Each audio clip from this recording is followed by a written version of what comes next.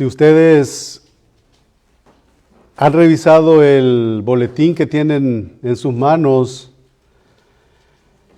para esta tarde tenemos la predicación que tiene como tema o como nombre una oración como ninguna.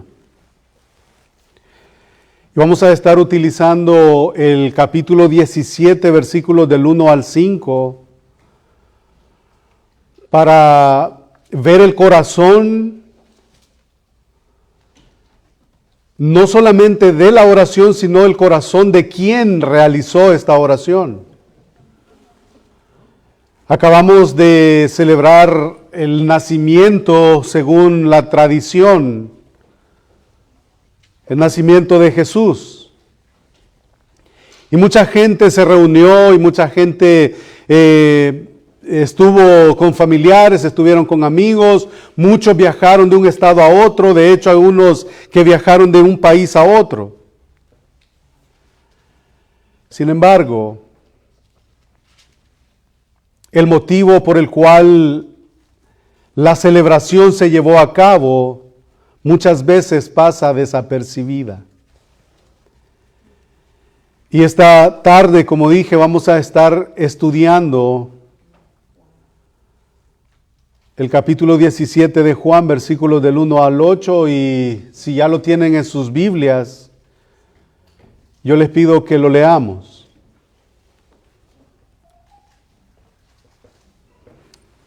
Juan 17 del 1 al 5. ¿Lo tenemos?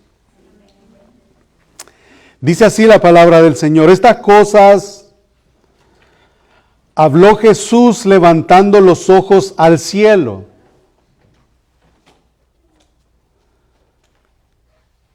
Y dijo: Padre, la hora ha llegado.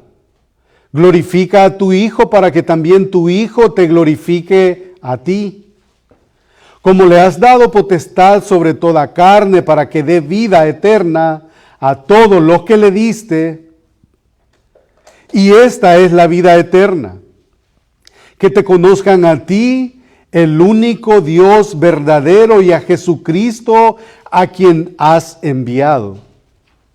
Yo te he glorificado en la tierra, he acabado la obra que me diste que hiciese.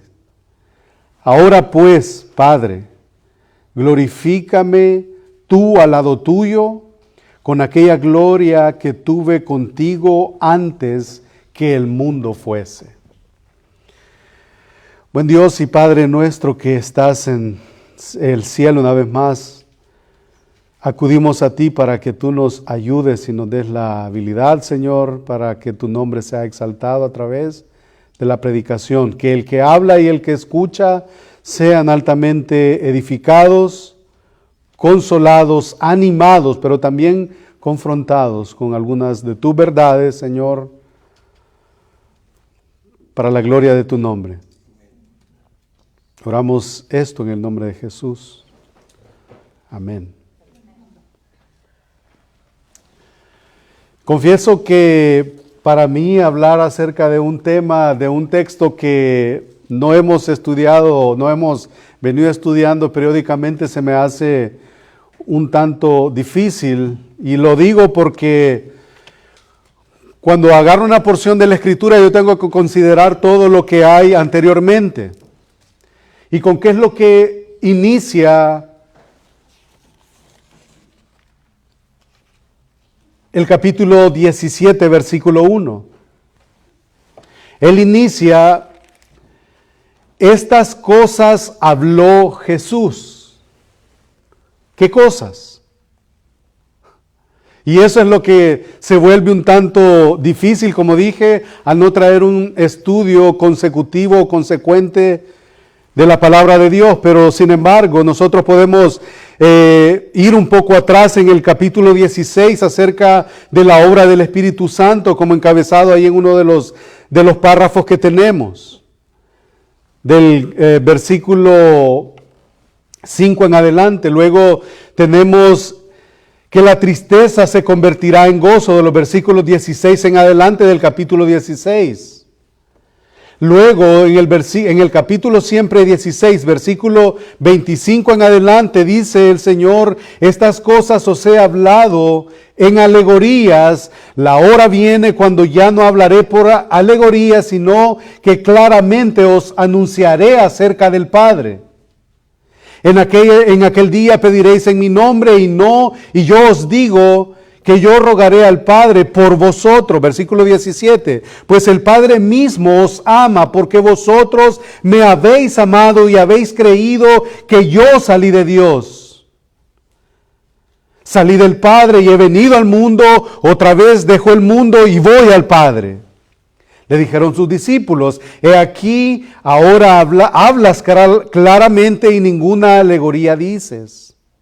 Ahora entendemos que sabes todas las cosas y no necesitas que nadie te pregunte. Por esto creemos que has salido de Dios.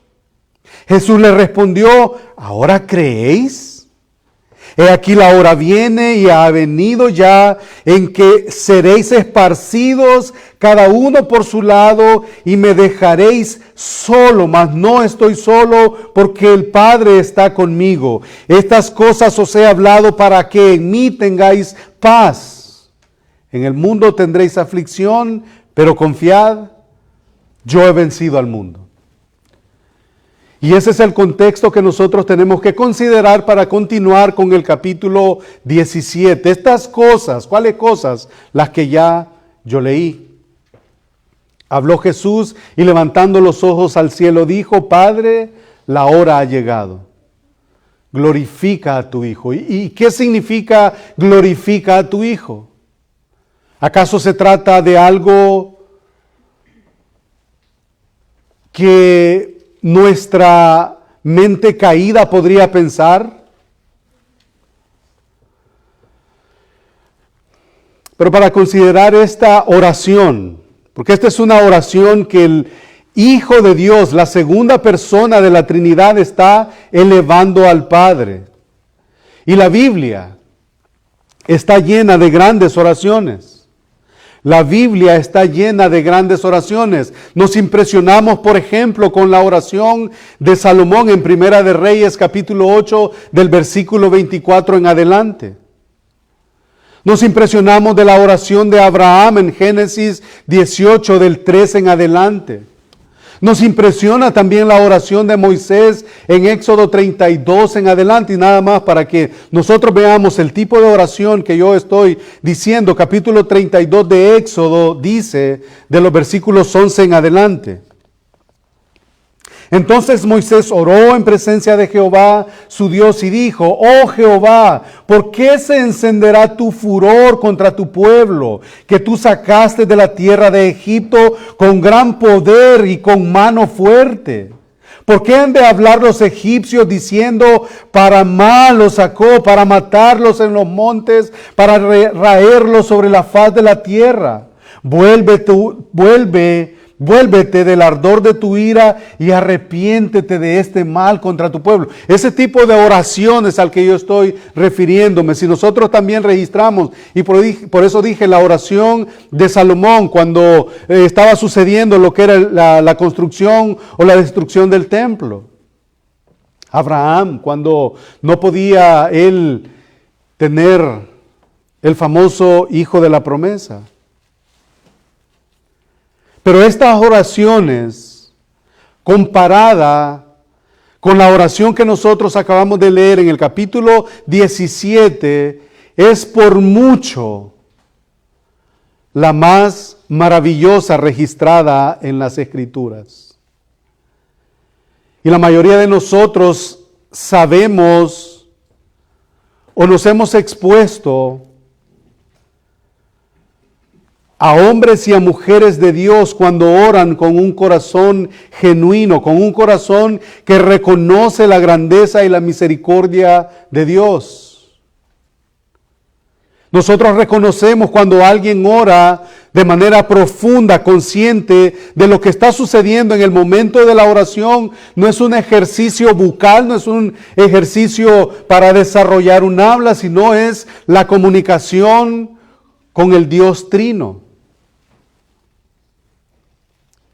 Y hay algo que el Espíritu de Dios hace en eso, y hay algo increíble a través de esta oración. Temprano decía yo que estamos iniciando, estamos terminando un año, vamos a iniciar uno nuevo, y aparecen aquellas famosas resoluciones para el nuevo año. Todos tenemos resoluciones para el año nuevo.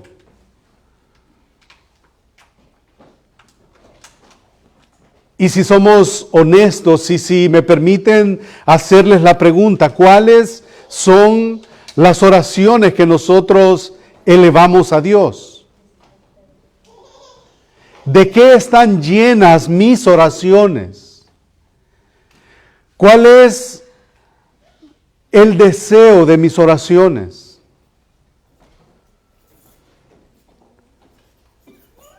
Y las frases utilizadas en la oración que el Señor hace acá, las frases utilizadas son sencillas, pero son ideas profundas. Son conmovedoras, son significativas, pero lo que es aún más especial es el deseo del Señor con respecto a usted y con respecto a mí como sus hijos. ¿Y qué es lo que dice el Señor iniciando el capítulo 17? Estas cosas habló Jesús y levantando sus ojos al cielo dijo: Padre, la hora ha llegado. Glorifica a tu Hijo para que también tu Hijo te glorifique a ti. Y como le has dado potestad sobre toda carne, para que dé vida eterna a todos los que le diste. ¿Y qué es eso? ¿De qué se trata? ¿Cómo luce? ¿Y no hay voz que haya sido alguna vez escuchada? ¿No hay voz que alguna vez haya sido pronunciada ni en el cielo ni en la tierra más exaltada ni más santa, ni con más fruto, ni más sublime que la oración ofrecida por el Hijo mismo de Dios? Una oración genuina a menudo revela lo que hay en nuestro corazón. Una oración genuina, una oración nuestra, una oración que alguien eleva, a menudo revela lo más profundo del corazón de nosotros. Y Juan en el capítulo 17 es una oportunidad única de ver la naturaleza y el corazón tierno, amoroso, compasivo, lleno de gracia y de misericordia de Jesús. En esta oración Jesús tocará muchos temas desarrollados en el Evangelio. Y en el Evangelio prácticamente lo que se trata es que el Señor sea glorificado. Y algunos temas que menciona en la oración menciona la palabra gloria, glorificar, enviar, creer. Y muchos de esos elementos los encontramos en la famosa oración del Padre Nuestro, en Mateo capítulo 6 del versículo 9 al 13, en esta famosa oración del Padre Nuestro. La oración está repetidamente dirigida al Padre. Hay un reconocimiento y una exaltación por el nombre de Dios. Hay un interés por la obra del reino de Dios. Y hay un interés por contener el mal. Sin embargo, hay algo diferente en esta oración. Hay algo diferente en esta oración. Jesús no oró solamente como les dije a sus discípulos o como les enseñó a sus discípulos que oraran. La solicitud de nuestro Señor en el capítulo 17 evidentemente no es una oración de un inferior a un superior. Se trata de la segunda persona de la Trinidad. Y los dos tienen un mismo y solo propósito, que Cristo y el Padre sean exaltados, glorificados.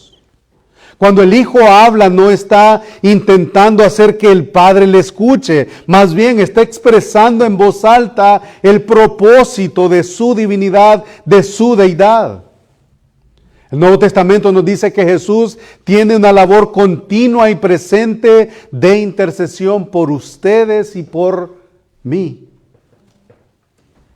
Capítulo 8, versículo 33 de Romanos dice, ¿quién acusará a los escogidos de Dios? Dios es el que justifica. Versículo 34 del capítulo 8. ¿Quién es el que condenará? Cristo es el que murió, más aún el que también resucitó, el que además está a la diestra de Dios, el que también intercede por nosotros. Ahí está. Esa es su obra, esa es su labor. Hebreos 7:25 dice también, por lo cual puede también salvar perpetuamente a los que por Él se acercan a Dios, viviendo siempre para interceder por ellos. ¿Acaso eso no le anima y acaso eso no nos consuela saber que hay un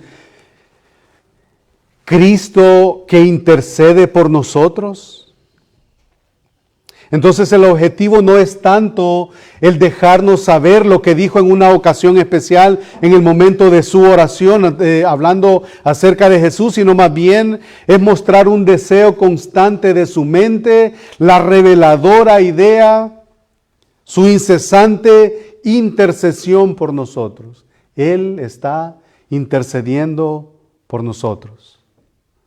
Segunda de Pedro 3:9 dice, el Señor no retarda su promesa, según algunos la tienen por tardanza, sino que es paciente para con todos, no queriendo que ninguno perezca, sino que todos procedan al arrepentimiento.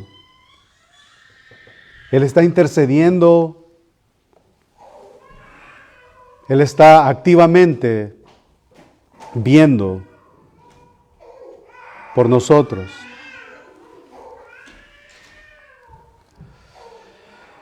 Versículo 1 del capítulo 17, estas cosas habló Jesús y levantando los ojos al cielo. Y estas palabras, esto nos da la idea, o tiene la idea, que dice, que indica la postura física de Jesús mientras Él estaba orando. Hay una postura que Él, como era la costumbre, hacía. Y esta es una postura que usualmente nosotros no asociamos en nuestras oraciones. Cuando nosotros oramos, lo que hacemos es inclinamos nuestro rostro, a veces nos arrodillamos, a veces lo cerramos, miramos para abajo y todo eso. Jesús hizo lo que a menudo hacía en su contexto. En la manera de orar del mundo occidental, o sea, del contexto nuestro, no lo asociamos con nuestra oración. Inclinamos la cabeza y cerramos nuestros ojos, pero Jesús oró con las costumbres de oración de su propio tiempo. Por ejemplo, en Juan 11:41 dice, entonces quitaron la piedra de donde había sido puesto el muerto, y Jesús, alzando los ojos a lo alto, dijo, Padre, gracias te doy por haberme oído. Otro texto que nos enseña con la misma idea es Marcos capítulo 7, versículo 34, en donde dice, y levantando los ojos al cielo, gimió y dijo, Efata, es decir, sé abierto, hablando acerca en el evento de la sanación de un tartamudo, de alguien que no hablaba. El Señor mete sus dedos en sus orejas, luego escupe, toca su lengua y este hombre empieza a hablar. Y él dice Efata, que es decir, sé abierto. Esa es la idea, levantando los ojos al cielo. El Salmo 123 también dice, versículo 1, a ti alcé mis ojos, a ti que habitas en los cielos. Entonces, sin embargo, la Escritura en este pasaje nos revela la intercesión de nuestro Señor al acercarse al final de su labor sobre la tierra. Y pareciera que los primeros versículos, y alzando los ojos al cielo, dijo, Padre, levantando los ojos al cielo, dijo, Padre, la hora ha llegado. Y nosotros pudiéramos leerlo de una manera muy particular, sin ningún tipo de meditación en lo que esa hora significa. La hora ha llegado. ¿Qué hora? ¿Acaso Él está hablando de una hora en nuestro reloj, una hora cronometral? Yo creo que el Señor se está refiriendo a una hora o un evento en específico en donde podríamos encerrar tanto en un solo evento. Y al evento que yo creo que el Señor se está refiriendo es al evento de la cruz. Después de la última cena, habiendo terminado su labor y su ministerio terrenal y sin nada más por hacer más que morir, Él se entregó por completo a la oración. ¿Se recuerdan? Él va al monte solo y en varias ocasiones Él encuentra a sus discípulos de regreso. ¿Y qué hacen? Están dormidos y su corazón está abatido. Su ministerio terrenal está casi por terminar. Y Él dice, la hora ha llegado, glorifica a tu Hijo para que también tu Hijo te glorifique a ti. Pero ¿qué significa todo eso? Él no iba a instruir más a la multitud otra vez. Él ya no iba a sanar a los enfermos otra vez. Él ya no iba a abrir los ojos de los ciegos otra vez mientras todo esto sucedía. Su hora había llegado. Su ministerio terrenal está acercándose a su fin. Pero en el interín, en medio de todo lo que está sucediendo, antes de entregar su vida, Él reveló su corazón a través de una intercesión sumamente especial en favor de nosotros. Y lo hizo, hermanos amados, a su favor y en mi favor. Lo hizo en favor de aquellos que le conocen y que le han reconocido como su Señor. Lo ha hecho y lo hizo en favor de muchos que aún van a venir a Él arrepentidos. Lo ha hecho en favor de muchos de los que ustedes están orando, tal vez algún familiar. Lo ha hecho también por ese familiar que un día el Señor va a tocar la fibra de su corazón y le va a traer arrepentido de sus pecados, reconociendo su señorío. Por ellos también Él murió. Y como dijo Spurgeon, derramó su alma en vida antes de derramarla hasta la muerte.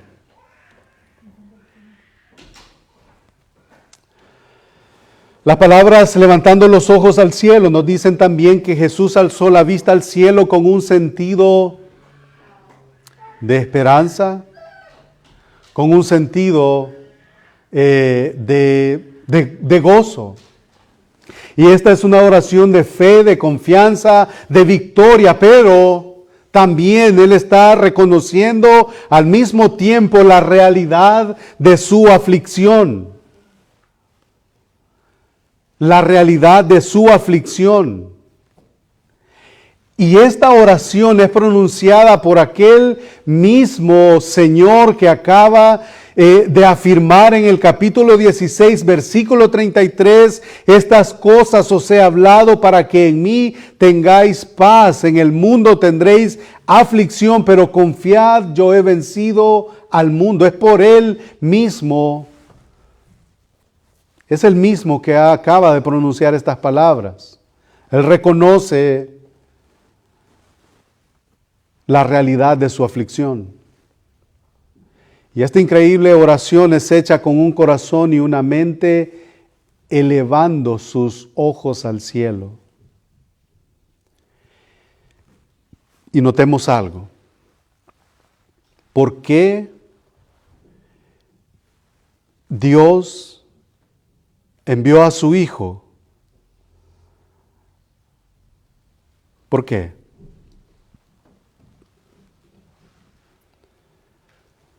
Mire lo que gobierna el corazón, la mente de nuestro Salvador. Jesús no menciona los problemas ni las condiciones a las que Él estaba a punto de enfrentarse en la oración. Jesús tampoco se está quejando por los desprecios que está sufriendo antes de ir a la cruz. De hecho, tampoco la oración del Señor no emite palabras de enojo por la injusticia y por el rechazo que está sufriendo constantemente. A los suyos vino y los suyos no le recibieron, mas a todos los que le recibieron, a los que creen en su nombre, les dio potestad de ser hechos hijos de Dios. Él tampoco está emitiendo palabras de enojo en contra de ellos. Tampoco menciona las decisiones que tenía que tomar. Él no está dudando si ir a la cruz o no. Él está diciendo: Señor, la hora ha llegado, glorifica a tu Hijo.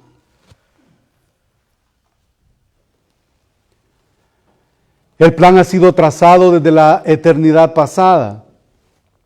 Un sacrificio tenía que ser hecho una vez y para siempre por causa de los escogidos. Y no hay marcha atrás. El plan está hecho y es reconciliar a los hombres con Dios. Su corazón y su mente estaban fijos en las cosas más grandes, en las cosas eternas, y está haciéndolo comprometiéndose con el absoluto cumplimiento de la voluntad del Padre. Y lo está haciendo sin importar el costo que haya que pagar. Y lo está haciendo para que la vida eterna pudiera llegar a otros, y en un periodo corto de tiempo nosotros leemos aquellas hermosas palabras cuando Él está siendo crucificado. Es la famosa "la hora ha llegado", y aquellas palabras tan esperanzadoras para cada uno de nosotros como lo son: consumado es. Y Jesús pide ser glorificado. Él dice: glorifica a tu Hijo para que también tu Hijo te glorifique a ti. Padre, la hora ha llegado. Antes la hora de la glorificación de Jesús comenzaba con su muerte. Y la hora, como dije hace un momento, no se refiere al tiempo cronológico, sino al evento que está a punto de suceder. Y lo que está a punto de suceder solo se considera como una hora: la hora de la mañana de la flagelación,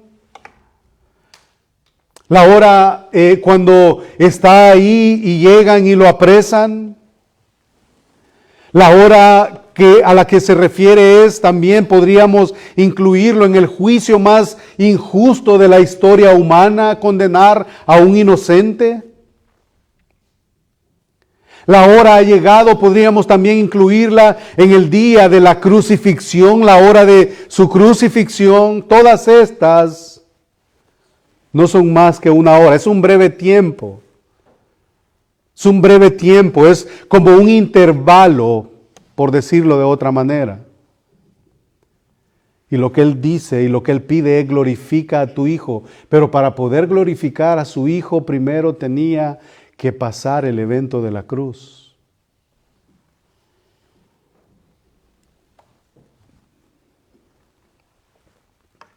¿No traería gloria alguna al Padre si el sacrificio de la cruz no es aceptable? O si el Hijo no es restaurado al lugar que le corresponde en la presencia misma del Padre.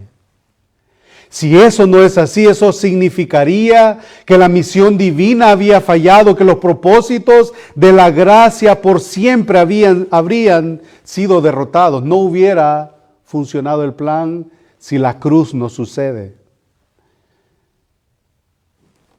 Jesús dio muchas razones o fundamentos por esta oración: glorifica a tu Hijo.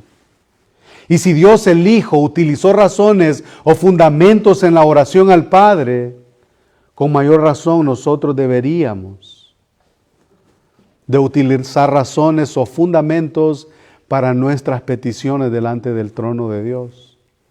Yo creo que como meta principal en esta tarde, como mi meta principal en esta tarde, a través del mensaje, de la predicación, de la palabra, es que juntos analicemos qué nosotros pedimos a Dios. Pedimos que a través de lo que yo estoy pidiendo, Dios va a ser glorificado, sería la pregunta. Porque el Señor oró, la hora ha llegado, Juan 17:1. Para que el Padre sea glorificado, la segunda parte del 17:1. Porque ya se ha dado autoridad para otorgar vida eterna, Juan 17:2. Porque Jesús es el único camino a la vida, Juan 17:3. Ahí está encerrado todo, en la oración del Señor está encerrado todo el deseo que Jesús tiene en su oración al Padre. ¿Y sabe qué, amada iglesia? ¿Qué era lo que tenía que suceder para que el Hijo glorificara al Padre y el Padre al Hijo? ¿Qué era lo que tenía que suceder? Tenía que suceder lo que en la actualidad no se piensa, no se considera. El domingo pasado yo decía con respecto al nacimiento del Señor que no era la intención romantizar el mensaje. Pero la Navidad se celebra imaginándonos a un niño gordito y un niño bien bonito y cachet. O sea, pero ¿para qué nació ese niño? ¿Se recuerdan? Ese niño precioso nació para morir. Nació para morir. Entonces, ¿qué era lo que tenía que suceder para que el Hijo glorificara al Padre y el Padre al Hijo? Era la cruz. Era su sacrificio en favor de pecadores. Era la muerte de un inocente. Era la cruz la que glorificará al Hijo y al Padre. La cruz fue una humillación absoluta para el mundo, pero fue un instrumento de glorificación a los ojos de Dios. Para los hombres la cruz parecía un instrumento de vergüenza, pero para Cristo era el medio de la verdadera gloria. Y esta oración fue maravillosamente respondida. Si el Padre glorificó a su Hijo, incluso cuando le complació golpearlo, someterlo a dolor, en Mateo 3:17 dice, y hubo una voz de los cielos que decía, este es mi Hijo amado en quien tengo complacencia. ¿En qué se complació?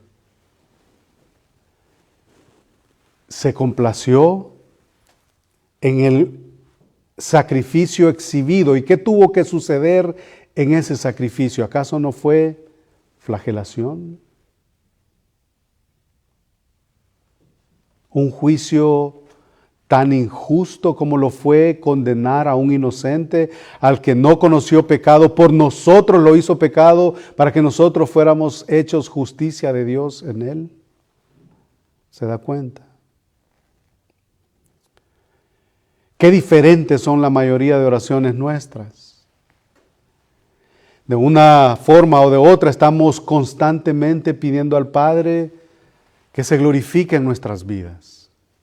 Yo creo que esa oración la hemos hecho algunos de nosotros. Señor, glorifícate en mi debilidad, glorifícate, Señor, a través de mi vida, en esta necesidad. Pero ¿será que todo eso es para glorificar el nombre de Dios? Nosotros conocemos de lo que estamos altamente plagados, y es una plaga. Es una plaga que ha permeado la iglesia contemporánea, el evangelicalismo actual, y es el famoso evangelio de la prosperidad, en donde todo tiene que ver con lo terrenal, en donde todo tiene que ver con el aquí y el ahora, en donde todo tiene que ver con el éxito terrenal y momentáneo. Pero si algo nosotros pudiéramos hacer, si algo nosotros pudiéramos imitar en la oración que nuestro Salvador hizo hacia el Padre, que era: Padre, glorifícame a mí para que tú también seas glorificado. Entonces, ¿será que cada una de mis oraciones apuntan a la gloria de Dios? A veces nuestras oraciones, como dijo, están centradas en lo terrenal. En lo terrenal. Y a veces nos preguntamos por qué Dios no me contesta. A veces nos preguntamos por qué Dios no me contesta, pero la pregunta sería: ¿por qué yo estoy orando? ¿Es para glorificar el nombre de Dios? Y esa es una buena pregunta para iniciar un año. ¿Cómo yo estoy orando? ¿Lucen mis oraciones como lució la del Hijo de Dios? ¿Y qué era la oración del Hijo de Dios? Versículo 3. Versículo 2, al final de 2, como le has dado potestad sobre toda carne para que dé vida eterna a los que le distes. ¿Y qué es la vida eterna? Y esta es la vida eterna. ¿Qué es? Conocerle a Él, reconocerle a Él, que no hay otro Dios fuera de Él, y que no hay un intercesor fuera de Jesucristo. ¿Le quiero conocer? Sería la pregunta. Que te conozcan a ti, el único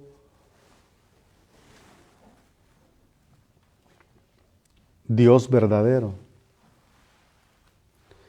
Hermanos, el motivo de Cristo debe de ser el mismo motivo nuestro a la hora de orar. Cuando usted pida una bendición de Dios, pida que pueda glorificarlo en ella.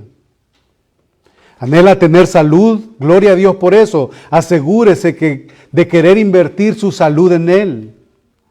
Desea un avance temporal, un avance terrenal, asegúrese de desearlo para que pueda promover su gloria. Desea crecer en gracia, pídala para que pueda glorificarlo. Y había una fuente, para ir terminando, de la naturaleza de la vida eterna. Como le has dado potestad, dice el Señor, sobre toda carne, para que dé vida eterna a todos los que le distes, y esta es la vida eterna, que te conozcan a ti, el único Dios verdadero, y a Jesucristo a quien has enviado. Esto nos da una esperanza a la hora que nosotros evangelizamos, sabiendo que la salvación depende del Señor.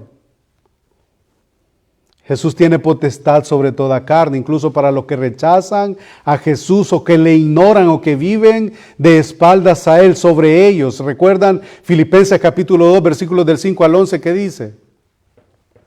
Esa es una demostración de esto, que toda carne, toda rodilla se doblará confesando que Jesucristo es el Señor, para que dé vida eterna a todos los que le diste. Jesús entendía que Él era y es el único que puede dar vida eterna a los que fueron entregados por el Padre. ¿Cuáles son nuestras oraciones? ¿Cuál es nuestro deseo? Que te conozcan a ti.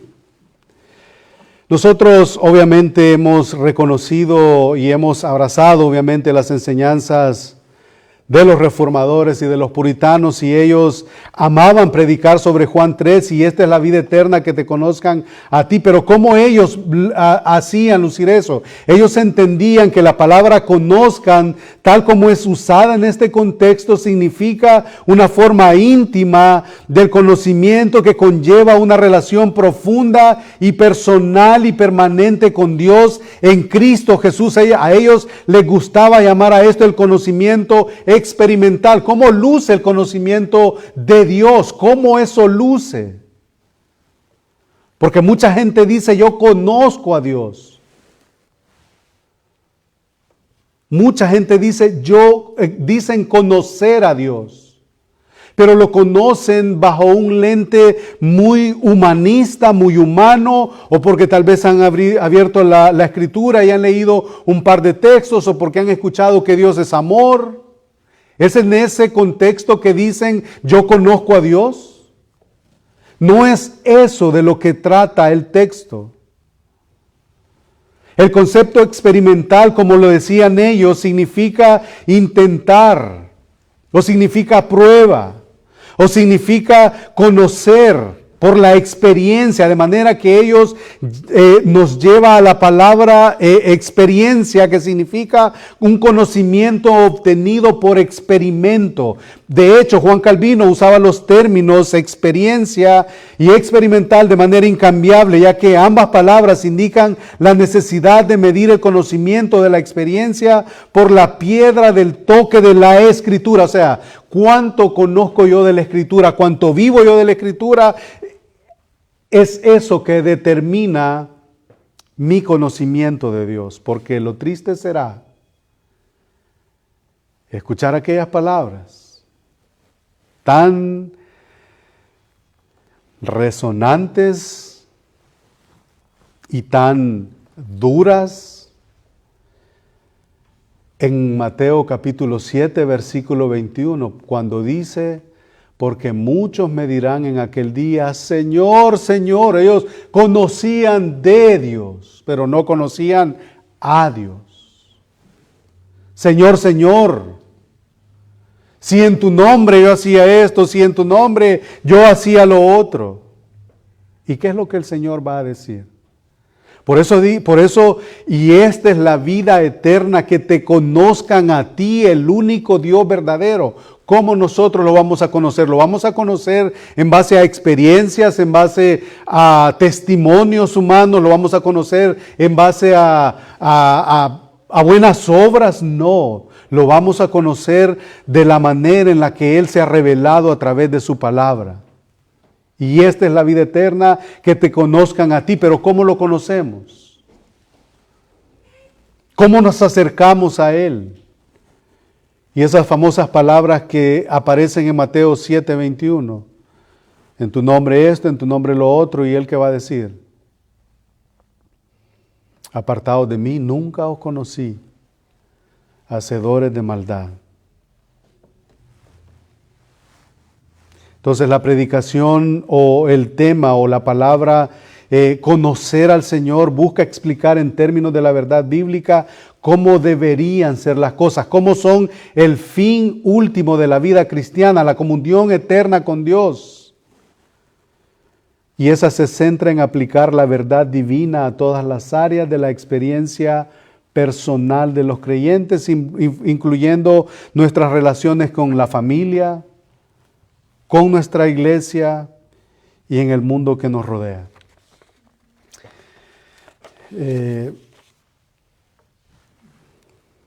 Y esta es la vida eterna, que te conozcan a ti.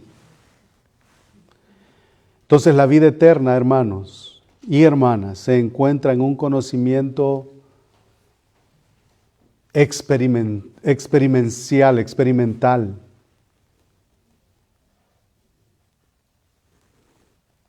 ¿Cómo luce eso? Luce cuán comprometidos nosotros estamos con la verdad de la palabra de Dios. ¿Cómo está mi compromiso, no solamente con conocer lo que dice en términos de palabras y de conceptos y de todas estas cosas, sino cómo eso yo lo aplico a mi vida diaria? La vida es la participación activa en el medio que nos rodea.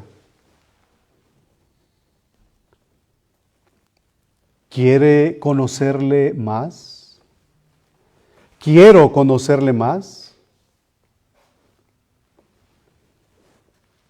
Jesús glorificó al Padre a través de su fe, obediencia y obra durante los años de su ministerio terrenal. Cada sermón que él predicó, cada persona ciega o enferma que sanó, cada instrucción o entrenamiento que dio a sus discípulos, cada confrontación con los corruptos líderes religiosos, cada pregunta respondida, cada toque amoroso, todos estos glorificaron al Padre.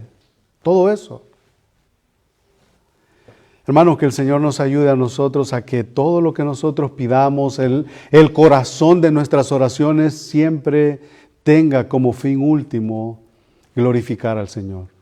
Porque de otra manera, algo está mal en nuestro entendimiento de la vida eterna, del conocimiento de Dios. Y yo creo que si somos honestos, todos nosotros necesitamos crecer en su conocimiento, y esa es la invitación que hace el apóstol cuando dice que deseamos como niños recién nacidos la leche espiritual no adulterada para que por ella crezcáis para la salvación. Así que, hermanos, que en este año que vamos a iniciar, que nuestra oración sea, por muy distraída que esté y por muchos afanes que nosotros tengamos. Yo voy a tener afanes. Cada uno de nosotros va a tener afanes. Yo los voy a tener. Pero que mi oración sea, Señor, ¿esto te glorifica a ti? ¿Glorifica al Hijo? Y es una invitación no solo para ustedes, también para mí. Así que, hermanos, que el Señor nos ayude. Que el Señor nos ayude. Vamos a orar.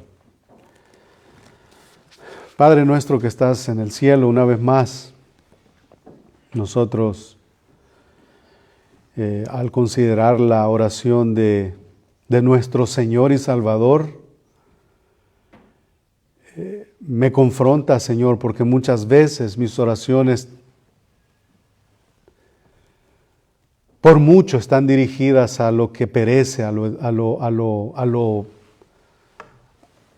perecedero. Por favor, Señor, yo te ruego que a cada uno de nosotros nos ayudes a poner nuestra mirada en lo eterno, en lo que jamás perece, en lo que lleva gloria a tu nombre. Nosotros, Señor, te rogamos que aún, Señor, en medio de nuestras flaquezas y en medio de nuestras debilidades, Señor, tú conoces nuestros corazones y conoces que nosotros queremos agradarte y queremos amarte y queremos servirte. Por favor, Señor, ayúdanos a sentir el deseo, esa hambre de conocerte más a ti, el único Dios verdadero. Señor, la oración nuestra es que los afanes de esta vida, Señor, no hagan nido en nuestra cabeza y se conviertan en ídolos. Rogamos, Señor, que tu palabra more en abundancia en nuestros corazones, podamos desearla, pero que no solamente sea un conocimiento intelectual, sino, Señor, sea un conocimiento espiritual en donde todo lo que nosotros entendemos de lo que tu palabra y las implicaciones son, Señor, que podamos exhibirlo en nuestra vida. Si tu palabra, Señor, nos enseña a amar a nuestro prójimo, Señor, que le amemos, que tu palabra nos enseña a amar a nuestros enemigos, Señor, de esa manera hacerlo, Señor, tu palabra también nos enseña que oremos sin cesar, que lo hagamos. También nos enseña que deseemos el conocer de tu palabra, Señor, que la deseemos. Permite, Señor, que todo eso sea una realidad en cada uno de nosotros. Y, Señor, que en aquel día podamos escuchar esas benditas palabras. Buen hecho, siervo fiel. En lo poco me fuiste fiel, en lo mucho te pondré. Por favor, Señor, queremos escuchar esa invitación para entrar en el gozo de nuestro Señor. Oramos, Señor, por los méritos de tu Hijo Jesucristo, que murió en la cruz del Calvario para salvar a pecadores como nosotros, reconciliados con el Padre, para la gloria de su nombre. En el nombre de Jesús, Señor. Amén. Amén. Que el Señor les bendiga, hermanos.